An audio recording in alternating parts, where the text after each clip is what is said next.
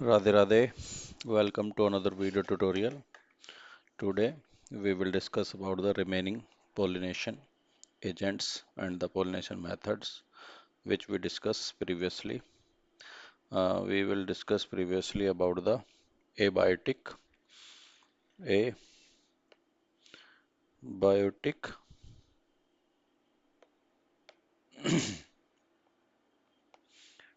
pollination agents, anemophily and hydrophily in pollination one part. If you don't watch it, kindly watch it. Now, we will discuss from the biotic factors or agents. Entomophily, ornithophily, malicophily, ophiophily, and myrmecophily, chiropterophily. What is common here? The pollen grains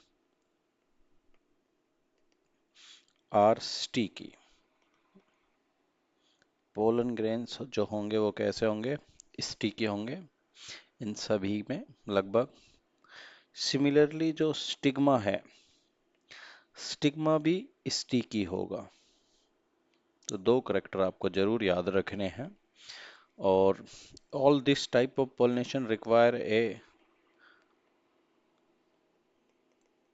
character that is known as pollen kit. And what is pollen kit? The oily layer deposit over the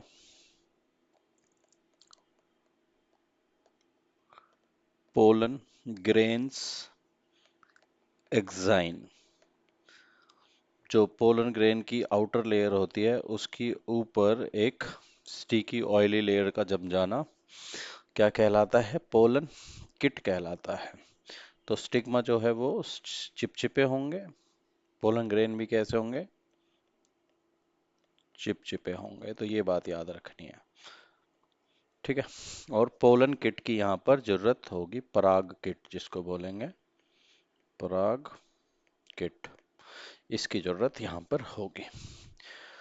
अब बात करते हैं सबसे पहले entomophily और ओरिंथोफिली दोनों के साथ में, और लगभग ले लेते हैं. एंटेमोफिली की बात करते हैं तो सबसे पहले एंटेमोफिली, एंटोमोफिली की बात करते हैं तो फ्लावर के बारे में बात करते हैं. जो एंटोमोफिली होती है that is the insect pollination, the transfer of pollen grain from stigma anther to stigma of a flower of different plant by the help of insect is known as entomophily. और जो flower होते हैं insect को attract करने के लिए coloured होंगे, scented यानी कि ऑर्डर होगा उनमें, एंड नेक्टर, नेक्ट्रस यानी कि नेक्टर मौजूद होगा. तो ये उनकी कंडीशन होंगे. उनमें मकरंद होगा, रंगीन होंगे और सुगंध होगी. सबसे पहली बात, नॉर्मली अगर जो फूल सॉलिटरी है, अकेला है, तो लार्ज साइज का होगा. और जो फूल अदरवाइज स्मॉल इन साइज में होंगे तो स्मॉल साइज का फूल होगा तो it will be present in clusters, गुच्छे में होगा. किस में होगा? गुच्छों में मिलेंगे. तो ये इसकी सबसे बड़ी खासियत है. और इन्फ्लोरेसेंस जो होगी, फूल जो होंगे गुच्छों में होंगे वो इन्फ्लोरेसेंस होंगे like just like racemose, spikelet, spike और स्पाइकलेट्स जैसी होती हैं, कोरिम्बोज, इस तरीके की मिलेगी इन्फ्लोरेसेंस. यानी कि जो एक ही स्टॉक होगा उस पर ऐसे फूल लगे होंगे साइडों में, ताकि जो पोलिनेशन करा सकें आराम से. गुच्छे जो होंगे इस तरीके से बनेंगे. ठीक है. तो ये हो गया फूल के बारे में. स्टिग्मा जो होगा वो पहले ही बता दिया है, स्टिकी होगा, चिपचिपा होगा. और जो सिमिलरली जो वो होगा, पोलन ग्रेन होगा, वो भी कैसा होगा, स्टिकी होगा।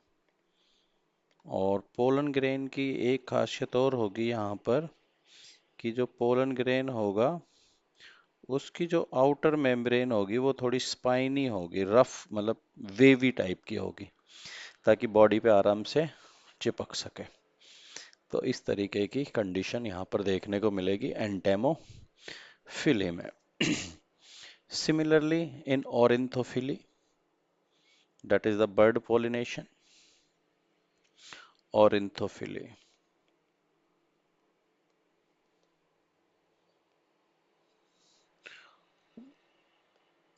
ऑरिंथोफिली, यहाँ पे क्या होगा, जो फ्लावर होंगे अगर जो उनकी बात करें तो फ्लावर का जो कलर होगा वो ब्राइट ब्राइट होगा, मतलब भड़कीले टाइप का होगा, ब्राइट चमकता हुआ, चमकीले होंगे। और रंग कौन सा होगा, red to blue region, red to blue. तो रेड हो गया, ब्लू हो गया, इंटरमीडिएट दोनों का पर्पल हो गया, और एक येलो कलर। ऐसे कलर होंगे जो पोलिनेटर्स को दूर से ही क्या कर सकें, अट्रैक्ट कर सकें, पोलिनेटर्स को अट्रैक्ट कर सकें। हवा में जैसे पक्षी उड़ के जा रहा है तो दूर से ही उसको नजर आ जाए फूल, इस तरीके का ब्राइट कलर होगा फूल का। ठीक है, तो ऐसा यहाँ पर देखने को मिलेगा। सिमिलरली बात की जाए तो फ्लावर जो होंगे ना वो थोड़े लार्ज साइज के होंगे। कैसे होंगे, लार्ज साइज के होंगे फूल। तो एक ये खासियत होगी उसकी, लार्ज इन साइज। दूसरा मतलब नेक्टर बनाएंगे बहुत ज्यादा, nectar produce in large amount, बहुत ज्यादा नेक्टर बनाएंगे। और कलर हो गए, नेक्टर हो गए, और सुगंधित भी होंगे, मतलब सेंटेड होंगे, खुशबू आ रखी होगी उनसे। तो ये वाली कंडीशन हमें देखने को मिलेगी। ठीक है, अब देखते हैं जरा इनके बारे में यहाँ पर। तो ये एक एंटेमोफिली की बात हो रही है, तो यहाँ से एक क्वेश्चन आता है एंटेमोफिले, है ना। एक यहाँ से एग्जाम्पल है अमोर्फोफाइलस, जो कि एक बहुत बड़ा फूल है। एक एग्जाम्पल है युक्का, और एक एग्जाम्पल है साल्विया। तो उनमें से सबसे पहले देखते हैं साल्विया वाला।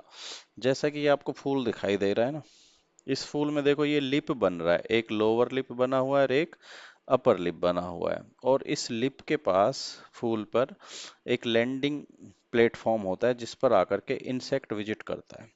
अब जो साल्विया का जो फूल होता है उसकी बात करे जाए तो उसके जो दो वो बनते हैं ना, मतलब जब हमने पढ़ा है एंथर के बारे में पढ़ा, तो एंथर जो होते हैं बाइलोब्ड होते हैं। तो एंथर का जो दो लोब हैं, मतलब एक लोब साइड है उसके जो पोलन सेक है वो दोनों फर्टाइल है, और जो दूसरी साइड है वो कैसी है, स्टेराइल है। तो यहाँ पर जो ये एंथर प्रेजेंट है ये इस तरीके से मौजूद होगा। तो एक लोब कैसी है, स्टेराइल, और एक लोब कैसी है, ये फर्टाइल लोब है, और ये स्टेराइल है। और ये एक जो इनके बीच का जो कनेक्टर था वो यहाँ पर इलोंगेटेड हो जाता है, लंबा बढ़ जाता है इस तरीके से। तो जब अब ये इंसेक्ट यहाँ पर विजिट करता है, यहाँ आकर के विजिट करता है इंसेक्ट, है ना, तो ये इसको दबाता है, इस पॉइंट को, ये जो पॉइंट है इसको दबाता है। तो ये जो है जब ये इंसेक्ट अंदर की तरफ जाएगा तो ये इसको दबा देगा, तो जिसकी वजह से जो लीवर है वो ऐसे आ जाएगा, और जो फर्टाइल लोब है वो इस इंसेक्ट की बॉडी के टच हो जाएगी, और जो स्टेराइल लोब है वो अंदर की तरफ घुस जाएगी। तो इस वजह से जो पोलन ग्रेन है यहाँ से वो डस्ट हो जाएंगे इसके ऊपर, बर्ड के ऊपर। तो इसमें यहाँ पर पोलन ग्रेन्स को निकालने के लिए इसको इस स्टेराइल लोब को हिलाना पड़ा, इसको दबाना पड़ा। तो इसलिए इसे कहा जाता है लीवर मैकेनिज्म। तो साल्विया में जो पोलिनेशन का जो मेथड है, मैकेनिज्म है, वो कहलाता है लीवर मैकेनिज्म।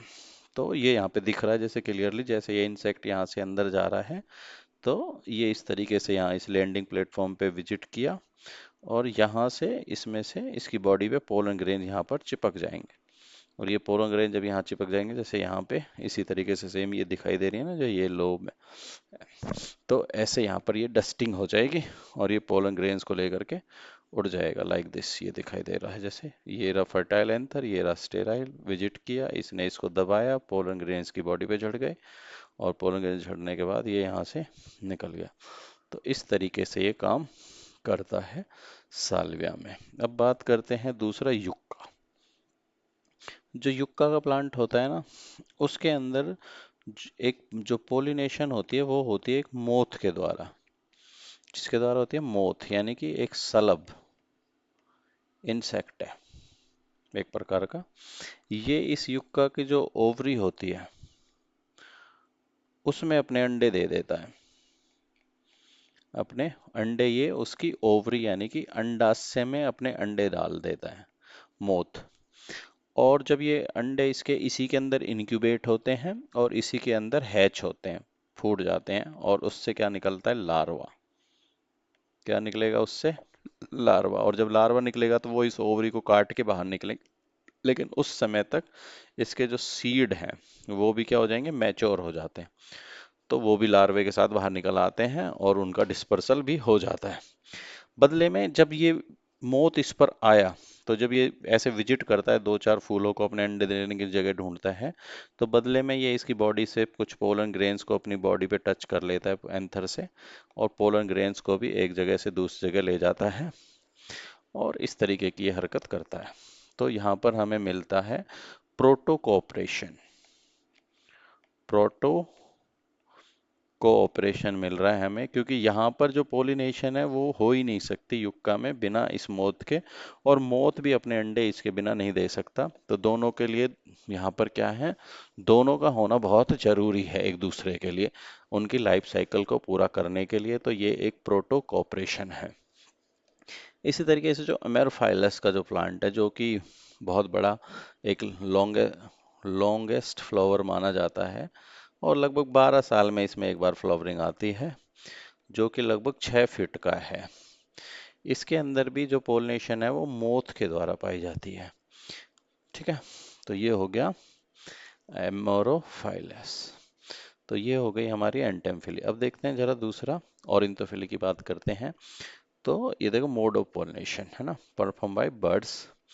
और देखो जो सन बर्ड होता है, एक हमिंग बर्ड है, क्रो है, बुलबुल है, पैरट है, मैना है, ये सभी पोलिनेशन करते। ये मैना है, ये मैना हो गया, ये हमिंग बर्ड हो गया, ये कुक्कू हो गया, है ना, कोवा, कोयल, ये पैरट। तो ये सभी बर्ड जो है पोलिनेशन नहीं करते हैं, केवल कुछ ही करते हैं। तो उनमें से ये सबसे इम्पोर्टेंट ये वाले हैं जो करते हैं। अब कौन कौन से फूलों में देखने को मिलते हैं, देखो बॉम्बैक्स सियाबा, रेड सिल्क कॉटन जिसे बोलते हैं, इराइथ्रीना कोरल ट्री बोलते हैं, कैलिस्टोमोन बोटल ब्रश बोलते हैं, बिगोनिया, अगेव अमेरिकाना, इन सभी में ये बर्ड पोलिनेशन पाया जाता है। और यहाँ से जो इम्पोर्टेंट क्वेश्चन आता है वो आता है हमिंग बर्ड का एक ऑर्किड के साथ रिश्ता है। हमिंग बर्ड का एक ऑर्किड के साथ रिश्ता है, जो कि एक ट्रॉपिकल पार्ट में पाया जाता है, मतलब पहाड़ों पे जो ऊंची एल्टीट्यूड, हाई एल्टीट्यूड और ट्रॉपिकल कंडीशन में एक प्लांट ऑर्किड पाया जाता है, उसके साथ इसका रिश्ता है। दोनों एक दूसरे के लिए यहाँ पर जरूरी हैं, दोनों के बीच में म्यूचुअलिज्म टाइप का रिलेशन है। अगर जो दोनों में से कोई सा एक खत्म होता है तो पोलिनेशन नहीं हो पाएगी। तो देखो ये इसकी बीक होती है हमिंग बर्ड की, लाइक दिस। देखो ये फूल है, तो ये देखो ऊपर उड़ते हुए, ये मतलब जो बर्ड है ये दुनिया में सबसे छोटा बर्ड माना जाता है हमिंग बर्ड। और ये इस तरीके से, मतलब इंसेक्ट्स से थोड़ा सा साइज बड़ा होता है, नहीं तो उसके जैसा ही होता है, छोटी सी। और ये फूल है, तो इसके अंदर ये अपनी बीक डालेगा और नेक्टर को सक करेगा, और बदले में इसकी जो बॉडी है उस पर ये पोलन ग्रेन, जैसे यहाँ पर पोलन ग्रेन लग जाएंगे इन जगहों पर, और पोलन ग्रेन्स को लेकर के उड़ जाएगा। तो ये दोनों एक दूसरे के लिए क्या है, प्रोटोकोऑपरेशन में है। Bird can drive out half of its body weight of nectar in a single day. देखो पूरे दिन में मतलब अपनी बॉडी का हाफ वेट नेक्टर पी सकता है। और स्वीट ड्रिंक्स होती है बर्ड्स के लिए, नेक्टर जो होता है। अब फ्लावर की क्या खासियत होती है, और जो ऊपर लिखा है हमने, ये लार्ज इन साइज होंगे, हैव ट्यूबुलर और फनल शेप कॉरल्स होंगे। ये बड़ी इंपॉर्टेंट बात है, फनल शेप होंगे या फिर ट्यूबुलर होंगे। फ्लावर आर ब्राइटली कलर्ड होंगे, रेड येलो ऑरेंज ब्लू। ये हो गया। अबेंडेंट वाटरी नेक्टर बनाएंगे, बहुत ज्यादा नेक्टर बनाते हैं। उसके बाद आ जाते हैं चिरपटेरोफिली। बैट्स, मतलब जो बैट के द्वारा पोलिनेशन होती है वो कहलाती है चिरपटेरोफिली। और बैट जो होते हैं वो नॉकटर्नल होते हैं, तो जो मोस्टली फूल हैं वो भी रात में ही खिलते हैं। और ये सबसे ज़्यादा लंबा हमें देखने को मिल जाता है, यहाँ पर 30 किलोमीटर तक पोलन ग्रेन्स को ट्रांसफर कर सकती हैं चमगादड़ जो हैं। फ्लावर दे विजिट लार्ज, बड़े होंगे, डल कलर के होंगे, मतलब ज़्यादा ब्राइट कलर नहीं होगा। हैव स्ट्रॉन्ग सेंट, लेकिन सेंट बहुत ज़्यादा होगा। और दूसरा, इनमें नेक्टर भी फ्लावर जो थे ना ऑरिंथोफिलस, उनसे ज़्यादा होंगे, मोर नेक्टर। ठीक है। और कुछ पौधे जैसे कि ये हो गया काइजेलिया हो गया, सोसेज ट्री जिसको बोलते हैं, एडेंसोनिया होगा, बाओबा जो मतलब डेजर्ट में पाया जाता है, एक सबसे ज्यादा पानी को एब्जॉर्ब करता है उस प्लांट। बोहेनिया यानी कि रात की रानी, चंपा जिसको बोलते हैं, चंपा बड़े फूल वाली चंपा है ना वो। और कदम हो गया, और ईटीसी। और देखो जैसे जो ये होते हैं इनमें स्टेमेन बहुत ज्यादा होते हैं, देखो जैसे एडेंसोनिया बाओबा ट्री में 1500 से 2000 स्टेमेन मौजूद होते हैं। उसके बाद आ जाते हैं मेरकोफिली। मिरमैकोफिली मतलब जो चींटियां होती है ना, आंट्स, वो भी पॉलिनेशन में भागीदार देती हैं। जैसे कि अभी आप बात कर लो, मैंगो हो गया, उसको विजिट मिल जाएंगी। जैसे साइज कीकर होगी, है ना, कीकर यानी कि अकेशिया, अकेसिया जो होती है उस पर चींटियां मिल जाती हैं। तो लीची हो गया, है ना, इन सभी पौधे पे चींटियां मिल जाती हैं हमें देखने को। तो वो मतलब ज्यादातर जो वैसे चींटियां जो होती है ना, वो रोबर का काम करती, चोर होती हैं वो। मतलब इनका जूस पी जाएंगे, वो कर जाएंगी, पोलिनेशन को ना करें। लेकिन फिर भी जाने अनजाने में वो थोड़ी बहुत पोलिनेशन को मदद करती हैं। तो उस चींटियों की पोलिनेशन को क्या बोलते हैं, मिरमैकोफिली। बॉडीगार्ड होते हैं प्लांट का, disturbing agent and also help in pollination, है ना। तो ये इनका काम है। अब उसके बाद और आ जाते हैं अपने, एक और टाइप अपनी बच गई, मेलेकोफिली। स्नेल्स जो शंकु होते हैं ना, शंकु, शंख जैसी आकृति के, जो चिकनी मिट्टी में पाए जाते हैं कुछ, है ना, पानी में और चिकनी मिट्टी वाली जगहों पर पाए जाते हैं। तो उनके अंदर पोलिनेशन होती है जो स्नेल्स के द्वारा पौधों में, और उसको बोलते हैं मेलेकोफिली, है ना। अभी आगे एग्जांपल बताता हूँ दोनों के। और एक होती है ओफियोफिली, जो सांप होते हैं ना, स्नेक्स, वो भी पोलिनेशन करते हैं कहीं कुछ पौधों में, तो वो क्या कहलाती है, ओपियोफिली। तो इसके एग्जाम्पल हैं जैसे स्नेल्स के द्वारा जो पोलिनेशन, ये स्नेल का नाम है लेक्स, लेमिलेक्सिस ग्रेसिलिस, ग्रेसफुल स्नेल बोलते हैं इसको। और ये वॉल्वोलिपिस, वॉल्वोलोप्सिस नुमुलेरियम, नुमुलेरियम के अंदर, जो कि एक ग्राउंड हगिंग ट्री प्लांट के नाम से भी जाना जाता है, ग्राउंड हगिंग प्लांट, क्योंकि पेड़ जमीन के टच होता है और ये मिट्टी में पाए जाते हैं स्नेल्स, तो इनके अंदर ये पोलिनेशन कर देते हैं, वोल्वोलुपिस, है ना। और चींटियों द्वारा पोलिनेशन पाया जाता है जैसे बकवीड में और स्मॉक बुश में, है ना। और एक हमने जो बात की सांप की, कोबरा प्लांट की, तो ये है जो है कोबरा प्लांट बोलते हैं उसे, जिसमें स्नेक के द्वारा पोलिनेशन पाई जाती है, और इसका नाम है एरिसेमा, या कॉमन नाम जिसका क्या है, कोबरा प्लांट है। और बॉटनिकल नेम उसका क्या है, एरेसेमा। तो इसके अंदर कौन सी पोलिनेशन पाई जाती है, स्नेक पोलिनेशन हमें देखने को मिलती है। अब जो सबसे इम्पोर्टेंट बात यह है, एक अभी ऊपर भी हमने वर्ड यूज किया, रोबर, है ना। तो रोबर, तो वो रोबर ऑफ नेक्टर, एक टर्म यूज होती है, रोबर ऑफ नेक्टर, मकरंद को चुराने वाले, दशक जिनको बोलते हैं, वो कौन होते हैं? यानी कि वो ऑर्गेनिज्म जो नेक्टर को तो पी लेते हैं, नेक्टर को तो ले लेते हैं पौधे से, फूल से, लेकिन पोलिनेशन नहीं करते हैं, पोलिनेशन नहीं करते हैं, तो उन्हें क्या बोलेंगे? रोबर ऑफ नेक्टर, यानी कि मकरंद के चोर। क्लियर? दूसरा जो सबसे इंपॉर्टेंट क्वेश्चन ये है कि जैसे ये एक एग्जांपल था हमिंग बर्ड का, मान लो अगर जो ये पुष्प खुद को इस तरीके से बदल ले कि ये बर्ड इसमें से नेक्टर ना ले सके, तो क्या होगा? इसके पोलन ग्रेन ट्रांसफर नहीं होंगे, क्योंकि इसको और इसके बीच में अच्छी रिलेशनशिप है, इसके बिना इसके पोलन ग्रेन नहीं जा सकते, क्योंकि प्लांट ऐसी जगह पे पाया जाता है एल्टीट्यूड पे। तो अब ये बर्ड जो है ना, ये भी अपने अंदर कुछ बदलाव लाएगा ताकि इसके पोलन ग्रेन्स को ले, इसके नेक्टर को सक कर सके।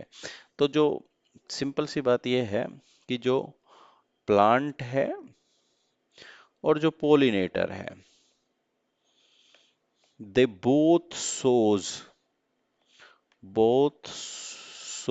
Proto cooperation. क्या शो करते हैं? प्रोटो कोऑपरेशन शो करते, पहली बात। दूसरी बात, दे अडेप्ट, उनमें जो बदलाव आते हैं, अडेप्टेड इन रेस्पेक्ट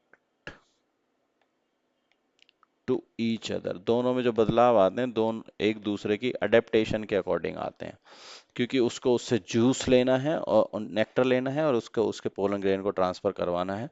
तो दोनों, जब भी कोई समय बदलाव आएगा तो दोनों में एक जैसा बदलाव आएगा, इस तरीके का आएगा कि दोनों के लिए बेनिफिशियल हो सके।